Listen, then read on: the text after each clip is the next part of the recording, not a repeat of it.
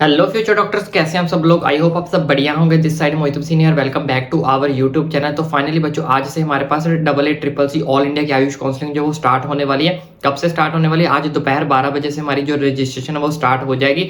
लेकिन उससे पहले पहले हमारे पास सीट मैट्रिक्स भी आ जाएगी।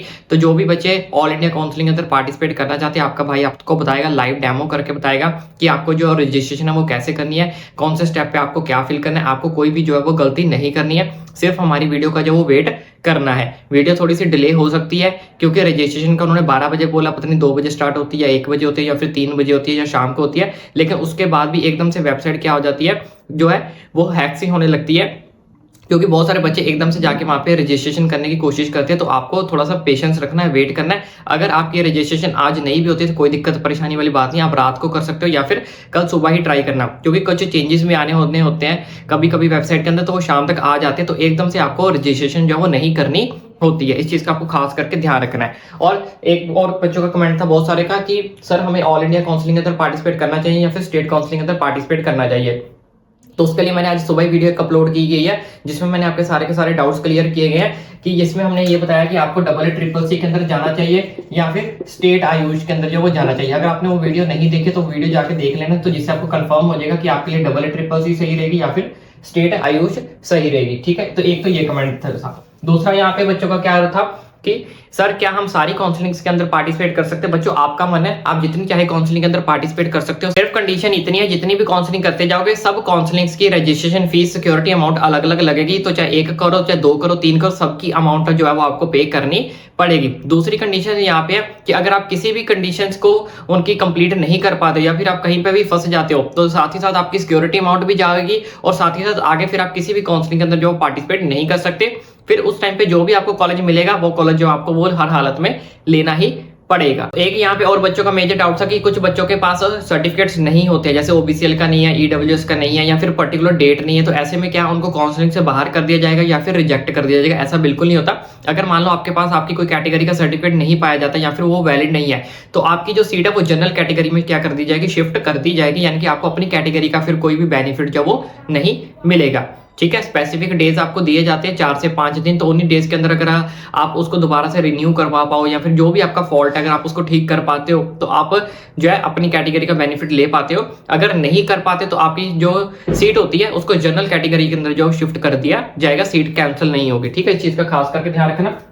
इसके बाद मैं आपको थोड़े से फर्स्ट राउंड के रूल्स एंड रेगुलेशन भी समझा देता हूं। तो जो भी बच्चे CCC के अंदर पार्टिसिपेट करना चाहते हैं, चॉइस फिलिंग कैसे करनी है, लाइव डेमो हम करके दिखाएंगे आपको। कौन से कॉलेज को ऊपर रखना है, कौन से कॉलेज को नीचे रखना है, सब कुछ आपका भाई आप तक पहुंचाएगा। तो जो बच्चे अगर रजिस्ट्रेशन करना चाहते हैं, 12 बजे से हमारी रजिस्ट्रेशन स्टार्ट होगी। तो जो बच्चे UR EWS OBC से है तो उनके लिए 1000 रुपये आपकी जो लगेगी फीस रजिस्ट्रेशन, और जो बच्चे SC ST से उनके लिए 500 रुपया लगेगी। और जितने भी बच्चे सिक्योरिटी अमाउंट जो देंगे वो सब बच्चों की 20,000 रुपये लगेगी, चाहे आप किसी भी कैटेगरी से हो, जो कि आपकी क्या होगी, रिफंडेबल होगी।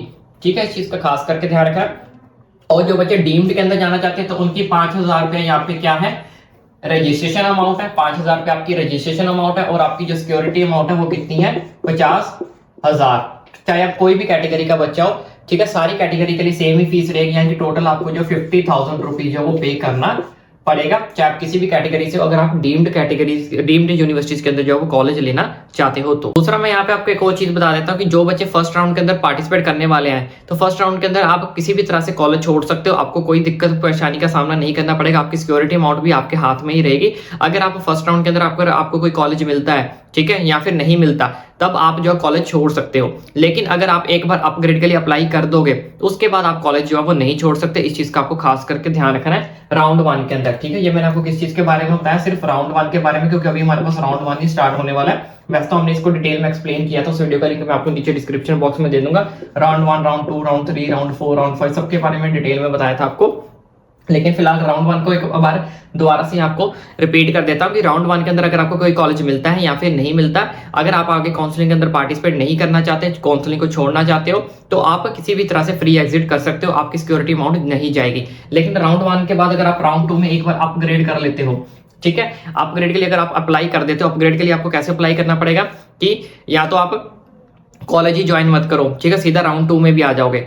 ठीक है, अगर आपको लगता है कि मेरा राउंड 1 वाला कॉलेज है वो बचा रहे, ठीक है, कि राउंड 2 में मुझे पता नहीं कोई और कॉलेज मिलेगा नहीं मिलेगा, राउंड 1 वाले कॉलेज को बचाना चाहते हो तो उसके लिए आपको पहले राउंड 1 वाले कॉलेज के अंदर एडमिशन लेना पड़ेगा, वहां पे विलिंगनेस के लिए बोलना पड़ेगा, तभी आप राउंड 2 के अंदर अगर जाते हो तो राउंड 1 जो पीछे आपका कॉलेज है वो बचा रहेगा, तब तक बचा रहेगा जब तक आपको न्यू कॉलेज जो है राउंड 2 के अंदर नहीं मिल जाता। ठीक है, तो अब आपको मैं ये भी बता देता हूँ कि जिन बच्चों को समझ नहीं आ रही कि कौन से कॉलेजेस आपको कब कब मिलेंगे, कौन से रैंक पे कौन सा कॉलेज मिलेगा, वो भी मैं आपको फटाफट समझा देता हूँ। तो इसके साथ साथ बच्चों आपको एक और चीज का ध्यान रखना है कि जब भी आप रजिस्ट्रेशन करने बैठे तो रजिस्ट्रेशन करते टाइम जो भी आपने सिक्योरिटी अमाउंट अपनी पे करनी है उसके लिए आप अपने डेबिट कार्ड का यूज करें, ज्यादातर क्रेडिट कार्ड को यूज ना करें, क्योंकि क्रेडिट कार्ड की जो अमाउंट है वो थोड़ी सी डिले हो जाती है, कई बार तो समटाइम्स क्रेडिट कार्ड की जो अमाउंट है वो वापस नहीं आती है, रिफंडेबल जल्दी नहीं होती है, तो इसके लिए क्रेडिट कार्ड का जो यूज है वो कम करें।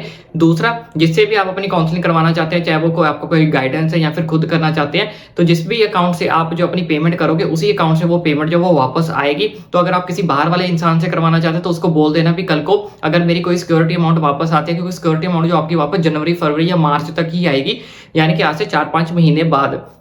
तो क्योंकि वहां तक जो है बहुत सारे बच्चे जो भूल जाते हैं या फिर जो जिससे आपने गाइडेंस करवाई होती है वो बोलता है कि नहीं भाई इतने महीने बाद तो हमारे पास कोई अमाउंट जो वापस नहीं आई है, तो इसलिए आपको उससे पहले ही बात कर लेनी है कि जनवरी फरवरी तक भी अगर मेरी अमाउंट वापस आती है तो वो मुझे क्या चाहिए, वापस चाहिए। और क्रेडिट कार्ड की जगह डेबिट कार्ड या नेट बैंकिंग को ज्यादा प्रेफर करें। बच्चों ये है वो पीडीएफ जो हमने बनाई है आपके लिए। फर्स्ट ऑफ ऑल ये बीएमएस के लिए होने वाली है, जो आपको बताएगी first second third round fourth और फिफ्थ राउंड में आपको जो चॉइस फिलिंग के अंदर कौन कौन से कॉलेजेस डालने किस किस रैंक के ऊपर।